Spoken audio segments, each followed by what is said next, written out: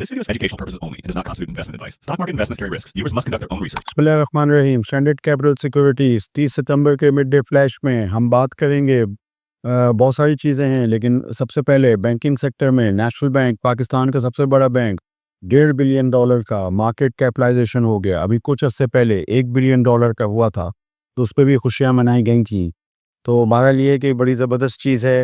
एक ज़माने में अपनी प्राइस टू बुक वैल्यू यानी जो मल्टीपल था वो 0.5 से भी नीचे था। आज ये है कि ये आहिस्ता आहिस्ता ₹1 यानी 1 के मल्टीपल के पास होने जा रहा है पीबीवी में। तो ये ज़बरदस्त चीज़ है। इसी तरीके से इस चीज़ को फॉलो कर रहा है बैंक ऑफ पंजाब भी।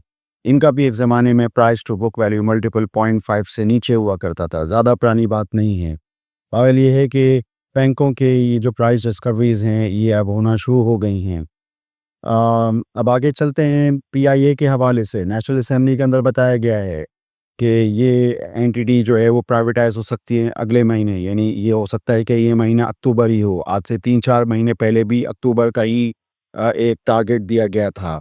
अभी ये है कि किताबें आना शुरू हो गई हैं पीआईए की, और वो कुछ बेहतर हैं पिछली किताबों से।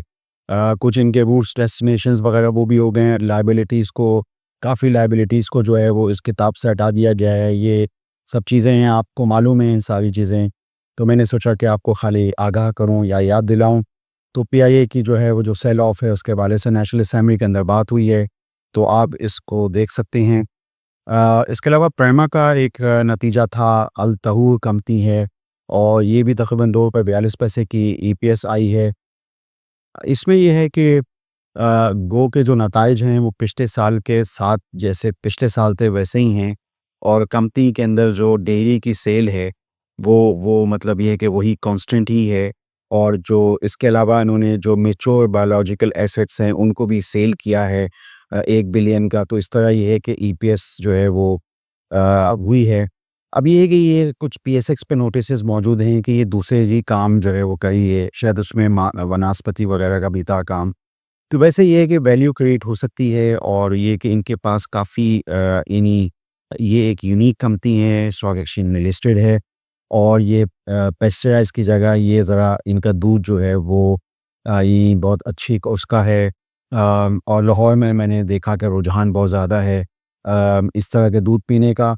तो ये है कि ये जो इस वजह से प्रेमा जो है वो लोगों की नज़रों में है, और बहुत सारी चीज़ें इनके अंदर लबन और यानी मक्खन, आइसक्रीम और कुछ इस तरह की बहुत सारी फ्लेवर्ड मिल्स, इस तरह की चीज़ें हैं। तो ये है कि लोगों को इसमें दिलचस्पी थी, तो मैंने सोचा कि इस पे आपको बताऊं कि वैल्यू क्रिएशन इसमें जो है वो हो सकती है। फूड सेक्टर पे हम मुसलसल बात करते रहते हैं। मैंने कल अपने वीडियो लॉग में फौजी फूड, बिग बर्ड फूड और दी ऑर्गेनिक मीट के बारे में बात की थी। आज जो है वो इत्तेफाक से पैमा का जिक्र आ गया। सवालात काफ़ी हो रहे हैं, तो पाकिस्तान पेट्रोलियम के हवाले से और एक मिल्लर ट्रैक्टर के हवाले से हो रहे हैं। मिल्लर ट्रैक्टर के नताइज भी मैं देख रहा था, जो भी जून 2025 का आए, और तकरीबन ₹31.94 पिछले साल से कम आ रही है। ₹52 थी पिछले साल। सेल में जो है बड़ी कमी हुई है। पिछले साल 91 बिलियन थी, इस साल जो है वो 52 बिलियन है। और थोड़ा-सा ये है कि ये 1-2 साल से मसाइल इनको सामना है। वो जनरल सेल्स टैक्स का मसला है, अखबारात में आता रहता है। जीएसटी के हवाले से इन जो टैक्स अथॉरिटीज़ हैं उनके साथ, तो इस वजह से बीच-बीच में कभी प्रोडक्शन जो है वो ज़्यादा हो जाती है, कभी कम हो जाती है। हाफ ईयर के नताइज के वक़्त इन्होंने एक अच्छा डिविडेंड जो है वो दे दिया था। टोटल डिविडेंड जो है वो ₹35 का रहा यानी। तो इस पर ये है कि ये कंपनी हमेशा से सदाबहार कंपनी थी, डिविडेंड अच्छा देती थी, और ये कि ट्रैक्टर ज़राअत से इसका काफ़ी यानी ज़राअत का एक आम इनपुट था फार्मर के लिए।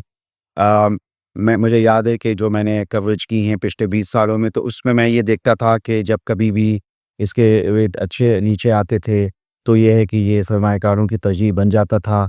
तो ये है कि इसकी एक अच्छी प्राइस डिस्कवरी होती थी। अब ये कि जो मैसी फर्गूसन का जो यानी मॉडल है, ये है तो यूँ बहुत देखा जाए तो हम अपने गाँवों में देखते हैं, तो यूँ तो ये एक पुराना मॉडल है, बहुत पुराना मॉडल है, और अब ये कि बड़ी जिद्दतें हैं। तो इसमें ये है कि बेलारूस के जी के जो ट्रैक्टर्स हैं वो ट्रैक्टर सीमेंट के अंदर भी आ रहे हैं, मिन्स्क कंपनी के नाम से। बेलारूस का दारुल हुकूमत मिन्स्क है। तो ये है कि बेलर रशियन जो यानी टेक्नोलॉजी के हिसाब से ये वो ट्रैक्टर्स जो हैं लाना चाह रहे हैं, देखते हैं कि कभी इसमें कोई उनको कामयाबी होती है नहीं, वो एक अलग बहस है, हम कभी इस पे बात करेंगे। बहरहाल ये है कि ये जो मिलर ट्रैक्टर के का मैसी फर्गूसन हो या अलगाज़ी का फ़िएट हो, ये काफ़ी मतलब ये कि पुरानी 60s 70s की टेक्नोलॉजीज़ हैं। आप अगर जाके देखें तो उसके बाद ये है कि इसमें अब ट्रैक्टर टेक्नोलॉजीज़ में भी बड़ी जिद्दतें आई हुई हैं। तो हो सकता है कि मेरा ये ख़्याल है कि जब तक कि मिलर ट्रैक्टर कंपनी जो है वो कोई नए तरीके से नई चीज़ें नहीं करेगी, तो शायद हो सकता है कि कभी ऐसा हो कि जो बाहर से इम्पोर्टेड ट्रैक्टर्स हुए हैं, वो कभी वो जगह ले लें। ख़ैर ये बात तो क़ब्ल अज़ वक़्त है, मैंने अपना ख़ाली एक ख़्याल ज़ाहिर किया है, लेकिन बहरहाल लोग मिलर ट्रैक्टर पे काफ़ी पूछ रहे हैं और हर चीज़ का ताल्लुक जो है वो मुनाफ़े से होता है, यानी मुनाफ़ा जब कभी भी ज़्यादा होता है, जहाँ तक मुझे याद पड़ता है 2020-21 में शायद ₹9500 की ईपीएस थी मिलर ट्रैक्टर की, तो उस वक़्त उस हिसाब से उसके नर्ख़ भी थे, उसके रेट भी थे शेयर प्राइस में। तो ये है कि ये सब चीज़ें जो हैं वो होती रहती हैं, तो मैंने सोचा कि आपने मिलर ट्रैक्टर का पूछा तो मैं आपको बताऊँ और एक पर्सपेक्टिव बता दूँ कि जो एक तज्ज़ियाती जो एक काम हो सकता है वो बताना ज़रूरी होता है। पाकिस्तान पेट्रोलियम का भी मैंने ज़िक्र किया था, तो लोगों का इसमें लोग पूछ रहे हैं गो कि अर्निंग तो ₹33 आई थी और ये जो तवक्कुआत थी 35-36 रुपए की उससे कम थी।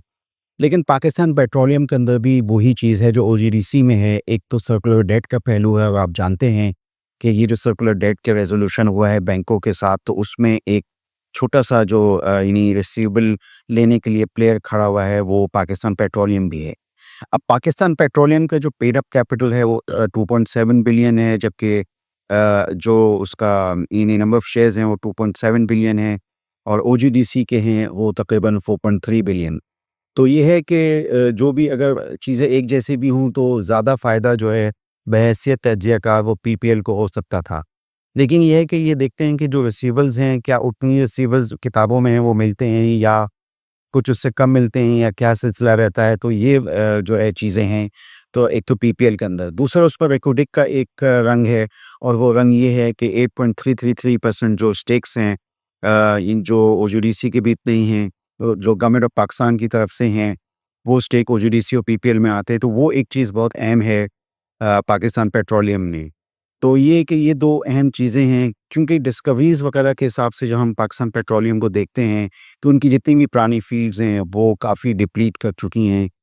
ख़ुसूसी तौर पे जो सुई के ऑपरेटर्स हैं, तो वो बहुत ज़्यादा डिप्लीट कर चुके हैं और जो प्रोडक्शन प्रोफ़ाइल है, वो उसमें बहुत यानी 2003-4 से जब से आईपीओ आया है, तो कमी ही है। तो प्रोडक्शन के हिसाब से नहीं, मगर ये है कि चूँकि इनको प्राइसेस मिल जाती हैं ईएनपी कंपनीज़ को डॉलर बेस्ड होती हैं, तो इस तरह ये कंपनीज़ जो हैं वो अपने नफ़े वग़ैरह दिखा दिया करती हैं। मगर ये है कि जो एक जिद्दत होनी चाहिए प्रोडक्शन प्रोफ़ाइल के लिए, वो चीज़ उस तरह गैस में नहीं है। गैस कंपनी की वो है। तो अब देखते हैं कि रेको के हवाले से और सर्कुलर डेट के हवाले से पीपीएल में क्या है। तो इस हवाले से लोग या सरमायाकार जो हैं वो इसमें दिलचस्पी ले रहे हैं, तो देखते हैं कि इसमें तो मैंने सोचा कि इसका भी एक तज्ज़िया जो है आपको एक ट्रू एंड फेयर व्यू जो है वो आपको बताऊँ। मैंने अपना ट्रू एंड फेयर व्यू देने की कोशिश की मिलर ट्रैक्टर एमटीएल में और पाकिस्तान पेट्रोलियम में। उसके अलावा शुरू में मैंने प्रेमा अल तहूर पे भी बात की। आप स्टैंडर्ड कैपिटल सिक्योरिटी के चैनल को सब्सक्राइब कीजिए, हमारी इन मालूमात पे गौर कीजिए। आपका शुक्रिया। For more details, call us today at 111-111-721. Open an account with Standard Capital Securities. Start investing in your financial future.